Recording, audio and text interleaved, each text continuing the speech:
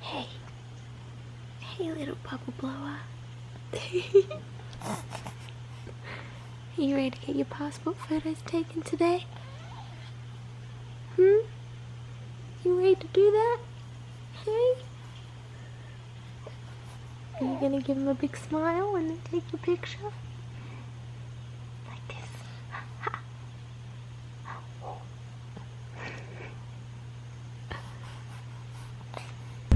We just applied for Layla's passport! Yeah!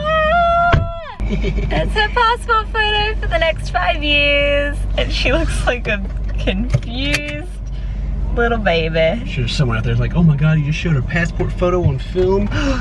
It's just the photo. Okay, I don't think that does anything. She's really cute.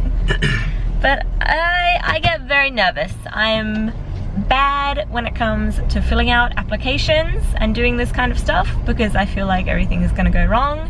And I get very, very anxious, and it like ruins my mind for a little while. Yeah. And now that it's done, I feel like this huge sense of relief, and I feel so much better. She's in a bad mood all morning. She's like, oh, we're gonna get this done. I'm like, it's gonna be okay, Mary. They'll tell us what they need. We have all our stuff. It's okay. It's not like I get angry. I just get worried. I just get so worried. But it's done. And so 6 to 8 weeks, hopefully Layla's passport will arrive, and then we can go to Australia, and then we can maybe get her dual citizenship, I'm not sure. But we can go and see my family. Yeah! It's such a butt.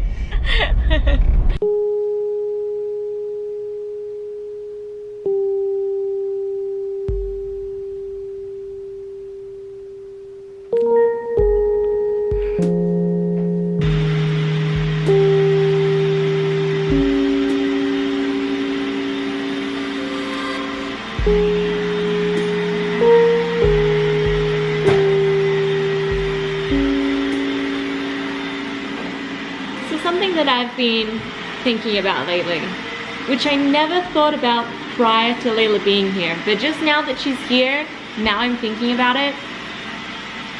How is it even possible to love another kid as much as I love her? And I know me saying that sounds so stupid, right? I understand that. I want to hear comments, I want to read comments from other mums who have multiple children telling me how they can possibly love all of their children the same. Because that's what every parent says. They always say I can't choose one and I love them all equally. But how can you? Like, how can human beings have that much love in their bodies? I don't get it. It almost makes me worried to have our next child, and I'm not pregnant, by the way, but Ken and I really want multiple children. We've always, both of us have always wanted a really big family. And this is like an honest, 100% real question. How can they possibly, how can we possibly have all of that same amount of love towards every single child? Because there is no human being on earth, including Ken, that I love more than Layla. She is everything to me. Layla's still asleep. I changed my shirt and I'm doing laundry now, obviously. And I thought I might as well record it. A few of you guys asked in the last laundry video why I roll her clothes. This is how I put them in her drawers. Like all rolled up like this, so I can see what each thing is rather than having everything stacked on top of each other, because then I wouldn't see. If you're tight on space, you can do that for your grown-up clothes too. I do it whenever I pack bags to go places, but in my regular drawers here I just have things folded. But she has so many baby clothes and they're all so tiny, so rolling is better for us. But do whatever works for you and your family.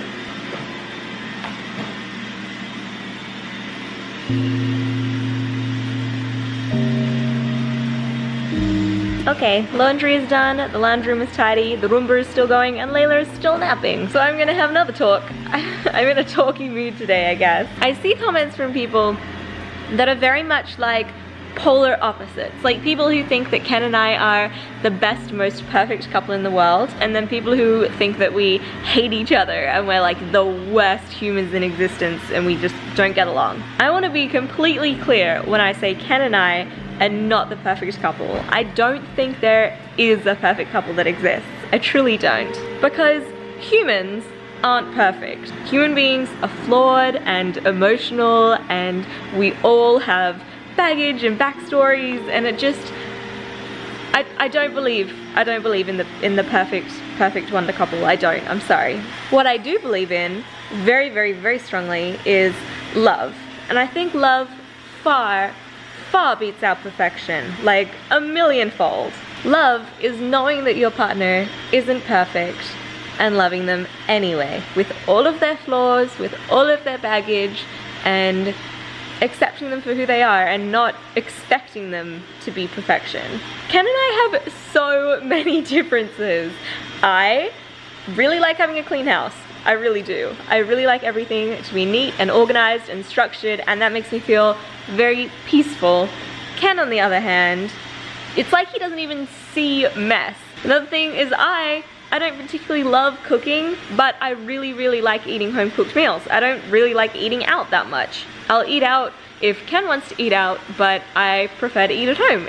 It's more economical. I know exactly what's going into my food. I just prefer it. Another thing, which is a pretty huge one, is I don't love America more than Australia, and I wouldn't live here if I wasn't in love with him. And I don't want people to start getting hateful and stuff, because I don't think America is this horrible place or anything like that. It's very similar to Australia in a lot of ways. But Australia is and always will be my home, and all of my family's there. So obviously, that's where I want to be. That's where I want to be. And it was really difficult for me to, it still is difficult, obviously, for me to accept the fact that this is my home now. There are a lot of benefits, and I don't want anyone to think that I'm like super miserable and unsettled here, because I'm not now. I've made peace with it. But I think it's funny when people are like, Mary and Ken are just together so Mary can be in America, when that is like, oh, that is the furthest thing from reality that you could possibly get. Another thing is, I am like the most sensitive person in the universe, and that is really frustrating. Not just for me, but for literally everyone around me. Like, it takes a real dedicated, loving person to put up with me, because I get anxious and I get really excited about stuff, like hyper excited, and I get emotional at the drop of a hat. And that's just me. People can be like, oh, it's hormones, no, that's Mary. That's how I am. Even when I'm feeling so happy and peaceful and content with life like I am right now, I am 2 seconds away from tears if I end up talking about my family or talking about my home or talking about anything that I'm passionate about, because I'm just passionate all the time about everything. And that's really difficult for Ken, because, you know, this is no secret, he's said it in videos before over the past few years, Ken has depression. And so it's something that we deal with together as, you know, as a couple, as people who love each other. But his depression can manifest in different ways, and one of them is anger. He can have a really short temper, and the slightest thing can make him really mad. And then he gets mad, and then I get upset. It's such a bad combination. And if we didn't care about each other so much, we wouldn't be together. There's no way in hell a couple who did not love each other as much as we do would be together, with all of our flaws and all of our imperfections. I think Layla's waking up. Let's go see. Let's go see. She's making little noises. I can hear him on the baby monitor. Hey. Oh. Hello. Hey. Are you still tired? You still look tired. Oh, you don't know whether to be happy or not. You want this? Oh, she's still tired. Alright, I'll put your music back on. There you go. Alright. Oh, go back to sleep then, love. It's okay. We'll cuddle later. Tonight I am making 3 mushroom risotto, and I have my baby sling on, but Layla is still asleep. I put it on thinking that she was gonna wake up and we could cook together, and she's still asleep. What am I meant to do without my baby? Ah! And here's the dinner. Doesn't look very good, mushroom risotto, but does taste pretty good. And then I also have some baguettes, which are toasted with some avocado oil and salt and pepper. I just got a call from the people that are making our new snake rack. And they said that there's like a back order on the trays, and so my order won't even be completed and shipped out for another 2 to 3 weeks. And I am pretty mad. I'm pretty mad about that, to be totally honest. I like planned everything so that the rack would get here at least like a few days before our new snakes got here. And then I was waiting and waiting and waiting on the email because it was supposed to ship, and then I didn't get it. And then the snakes got here, and I was like, you know, trusting in the company, knowing that it would like get here in the next couple of days.